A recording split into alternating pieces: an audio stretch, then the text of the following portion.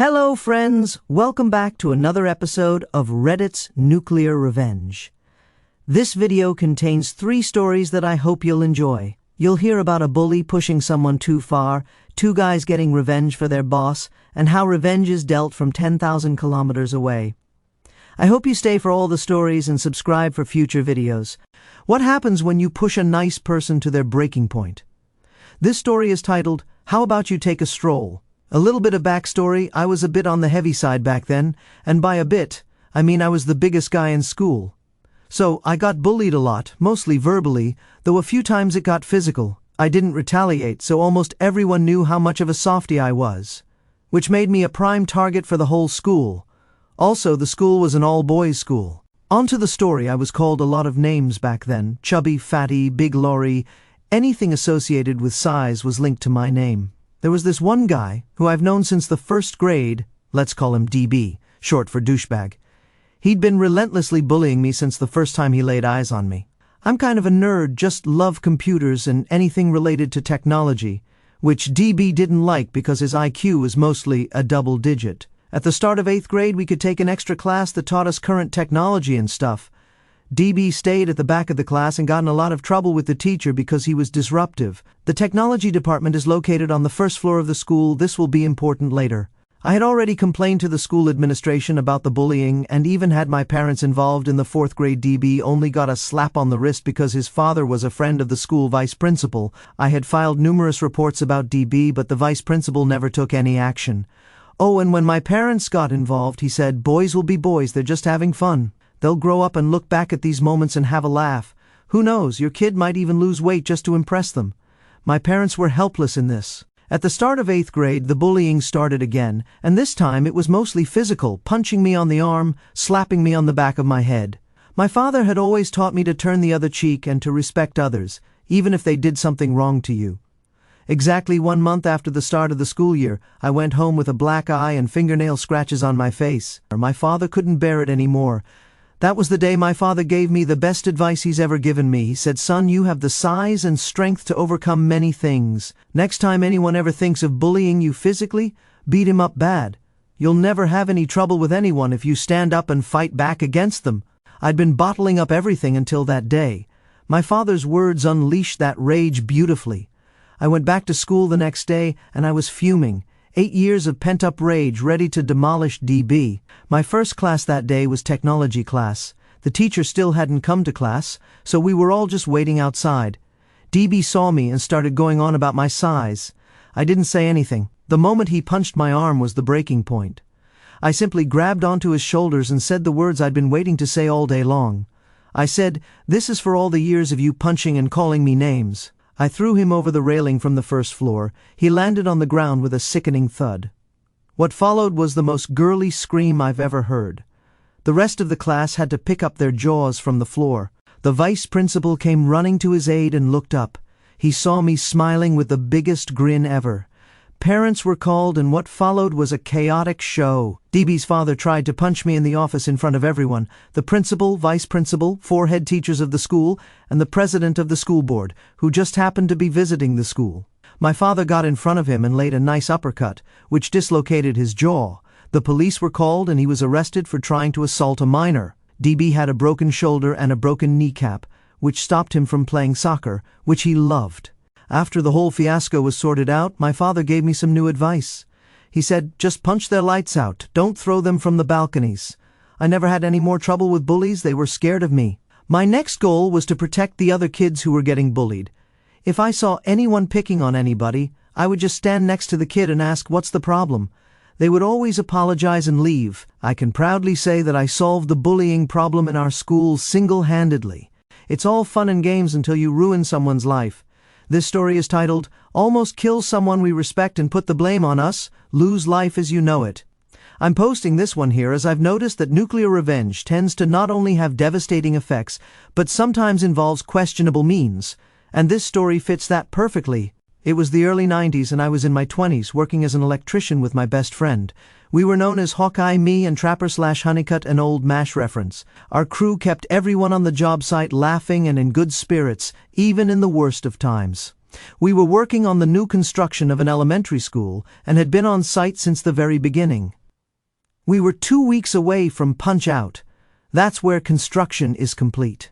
The superintendent over the whole construction site was a major jerk and had been since day one. He was new and wanted to make a name for himself. It was his first time running a job, and he made several mistakes and always blamed others. He constantly cut corners to save on costs, which would later backfire. He had gotten several good workers fired and would run good contractors off the job, bringing in his friends to replace them. The drywallers and painters were a couple of examples, and I had heard that he had half of the plumbers run off and replaced with his crew as well. He was a total jerk to us electricians too, wanting us to work overtime but not willing to pay for it. He really wanted to keep us behind so that he could charge the company fines.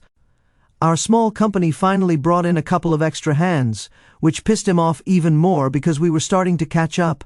By the time Christmas rolled around, we were ahead of everyone else, and as mentioned, the job was nearing punch-out status. 2 weeks before Christmas, my friend's car, since I was his roommate, I carpooled with him as I didn't have my own transportation, lost its rear end.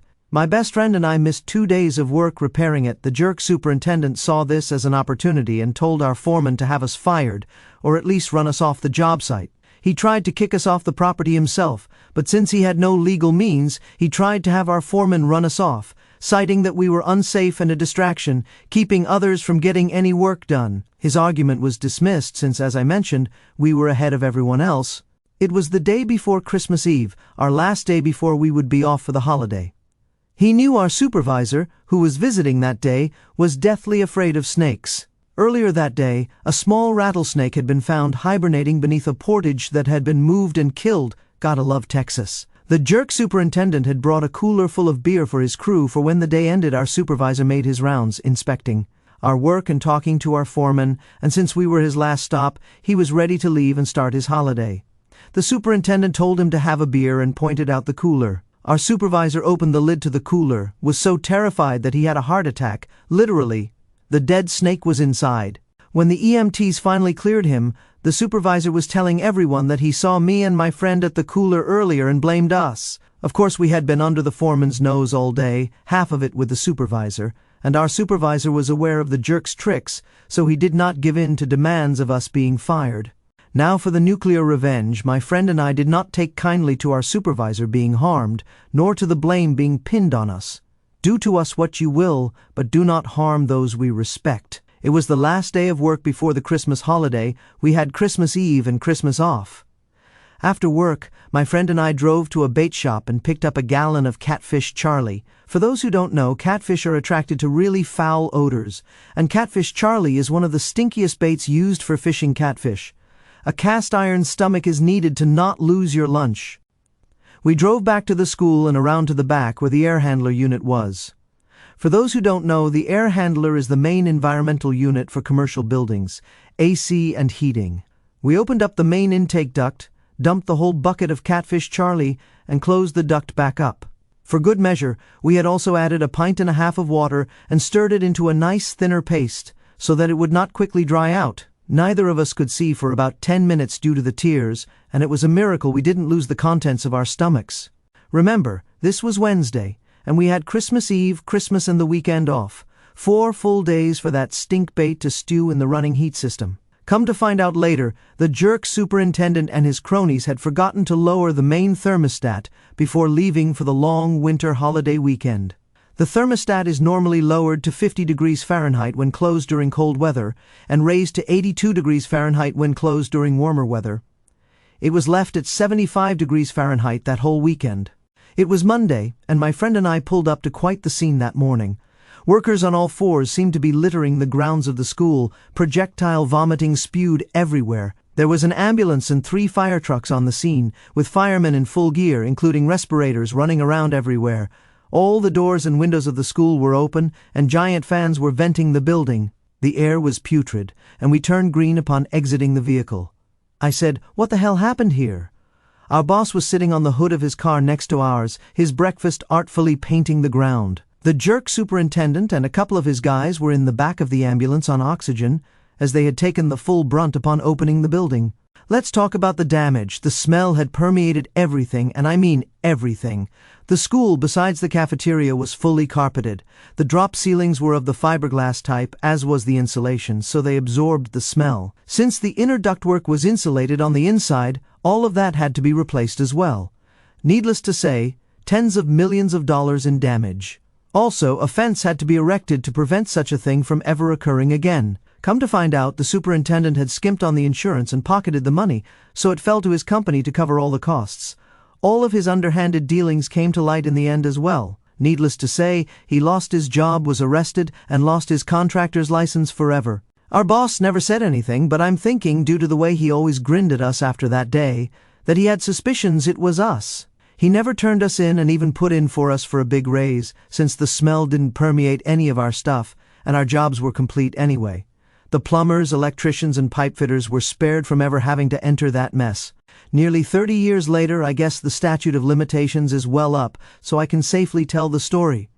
I want to admit that I do feel ashamed for doing it. Being young and dumb is a great excuse, but a contractor service went bankrupt, and a lot of jobs were lost in the end. The school still has a foul odor even today. Well, about 18 years ago from what I heard. We expected to stink up that place, but did not expect such a result. How many of you would do whatever it takes to get revenge for your sibling? This story is titled, Mess with My Sibling, and I will decimate your life from 10,000 kilometers away and laugh. My sibling was visiting me from our country of origin for my wedding. They had flown for many hours to represent our family at the small wedding planned. My sibling, to be called Darling Sibling or DS, is the sweetest and kindest human to exist. They had been dating their teenage sweetheart, henceforth known as Piece of Trash, or POS, for about 2 years. I hated POS from the moment I met him. He didn't treat DS right, was unfaithful, and was already on a very short leash in my mind. Darling Sibling and I went sightseeing, went out clubbing, celebrated my wedding. It was great. Until one morning, I woke up to find DS in tears. After being up all night long, I found out that POS had dumped DS over Facebook, admitted to cheating on her, and was already Facebook official with his cheating partner. Remember, DS was a teen, so the Facebook official thing was really a punch to the gut. Needless to say, I lost my temper. Darling Sibling was due to fly home the next day. POS wasn't even grown up enough to break up with DS face to face. First order of business, go into the city, get absolutely wrecked, and cause some mayhem. Mission accomplished. I got DS on a flight back home and began plotting my destruction of POS. Now POS was not only on a short leash with me, he was on a short leash with his school and his mother for using pot. I knew this, and I used it. It was his last year of school, so I wanted to ensure he would be expelled and ruin his chances of any decent university. I also wanted to make good on his mom's promise to kick him out should he ever get caught with pot again. 2 birds, 1 stone, and that 1 stone would be a brilliantly crafted email detailing his drug-related transgressions and where to find pot in his car, which would be parked on school property. My plan worked smoothly and brilliantly. DS called me, freaking out, asking if I had done something as POS had blamed them for it. I feigned innocence and said, I'm 10,000 kilometers away. How could I have done anything? I'm waiting until my next visit home to beat his ass. POS was thrown out of his mother's home and had to live with his abusive and terrible dad. He was expelled from school, did not finish, and was not able to start university on time. I laughed for ages. I'm laughing now. I wish I'd done more. This story is titled, Be an Abusive Jerk, Die for It. My mom's grandfather was well known for being extremely abusive to his wife, children, and grandchildren. Now, my mom is a take-no-nonsense kind of person. She's never had any trouble standing up for herself, even to her family. When my mom was a teen, old granddad got really, really sick. If he had any hope of surviving, he needed a blood donation from a relative that was an exact match to him. Everyone got tested. The perfect life-saving match? My mother. She refused to donate, and no one could do a thing about it. Granddad died soon after. I asked my mom if she regretted her choice. She said, not one bit. Laying hands on coworkers is a huge no-no, especially those who can end your career. This story is titled, He Grabbed Me, I Took Everything.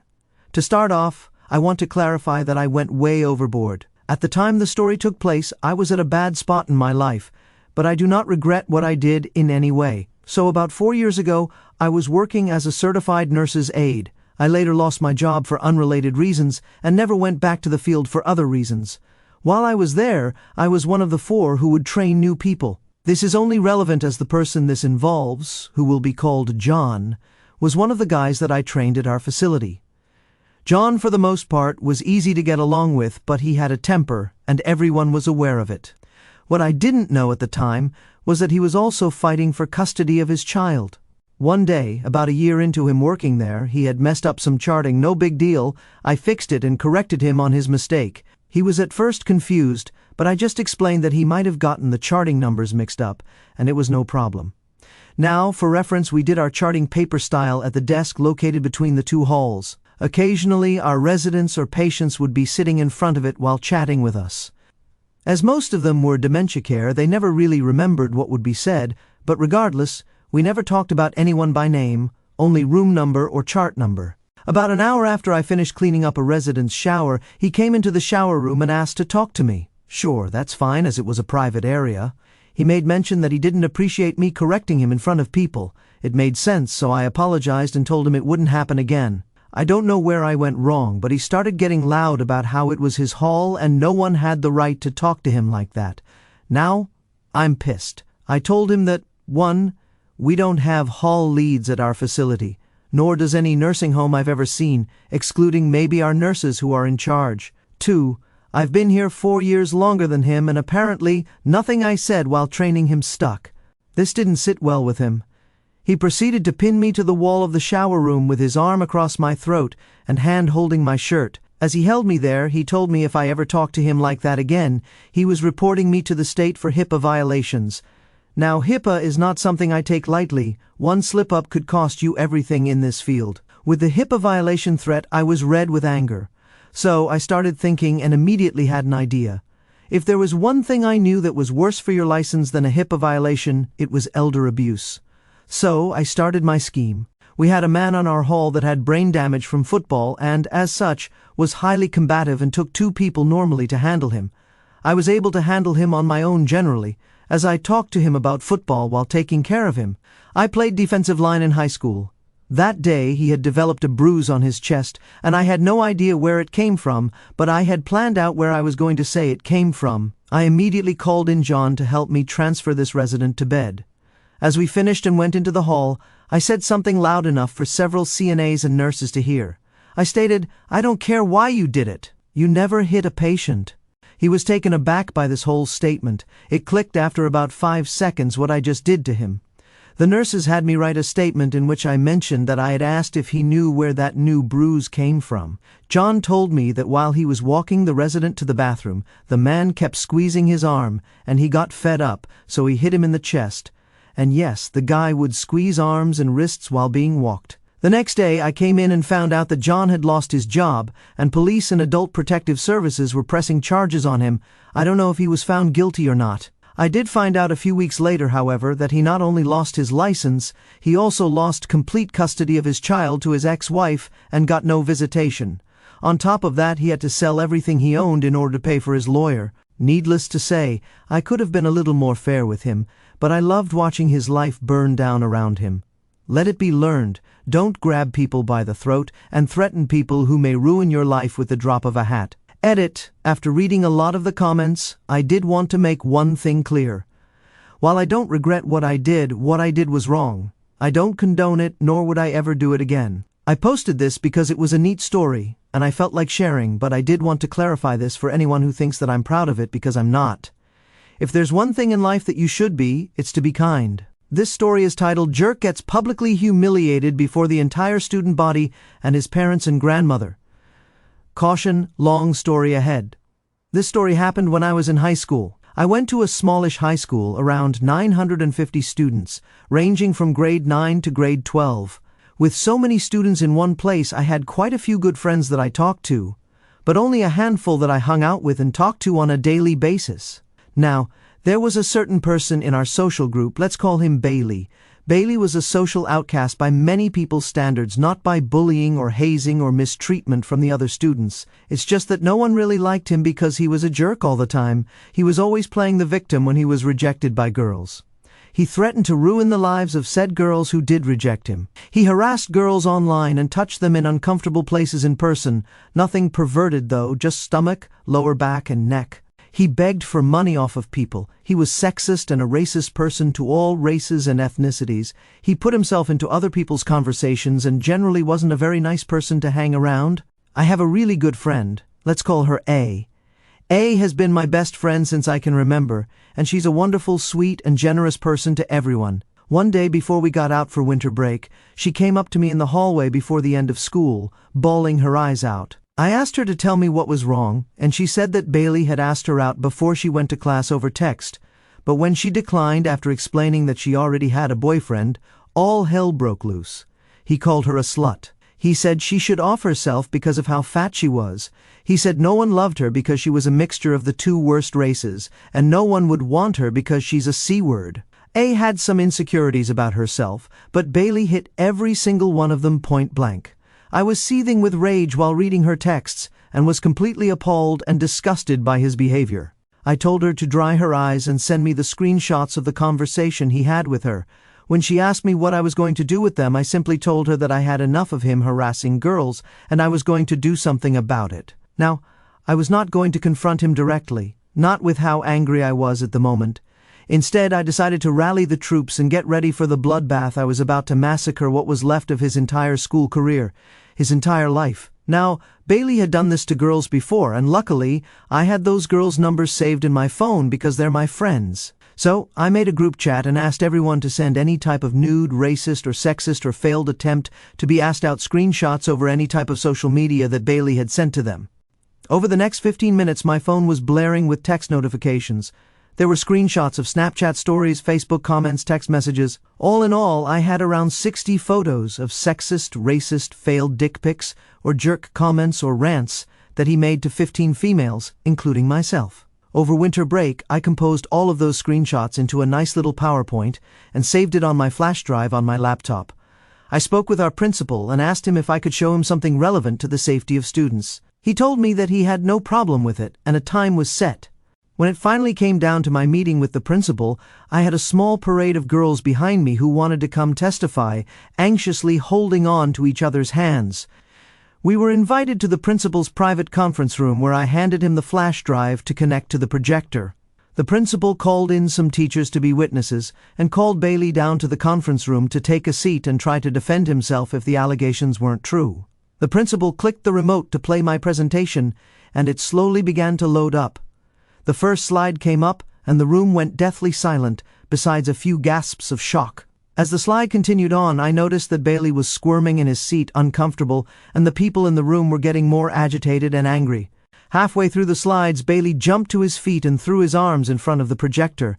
He tried to explain that he was joking with the comments about race, and that these girls were framing him for something he didn't do. He pointed to me and said that I was the ringleader of this operation and that I should be the one being thrown on the spot, not him. The entire room was tense. The principal turned on the lights with his hands on his hips and a giant sigh. The principal turned to me and told me, "Thank you for bringing this to my attention," and he asked if he could take the flash drive and use it for the investigations and alleged rumors that were going on about Bailey. A few days later, the entire school was summoned to the gym for an announcement. Bailey was there with his parents on either side of him and his grandmother. The slideshow was playing on repeat on a projector in the background for everyone to see. The principal said a few words about how harassment in any shape or form would not be tolerated, and neither would sexism or any form of racist behavior or comments. The principal made Bailey apologize publicly to the school for his behavior and how he would never do it again. His parents were embarrassed, but they also apologized to the school and the young ladies that he had harassed. His grandmother did not let him off so easily. She slapped his knee with her cane hard and started yelling at him for being so disgusting and such a disappointment to her. Bailey started to cry on stage as his mother and father tried to calm down his grandmother. Once everything calmed down, they were escorted off the property. He was suspended for the rest of the year for verbal harassment and racist comments. Later on in the same year, I found out that he had tried to rob a grocery store and was now facing trial for battery, assault with a deadly weapon, and armed robbery. My friends and I all graduated happily, and I never saw Bailey again. Hey friends, I hope you enjoyed these stories today. Also, if you aren't subscribed, hit that subscribe button and turn on notifications so you don't miss future stories. See you guys in the next one.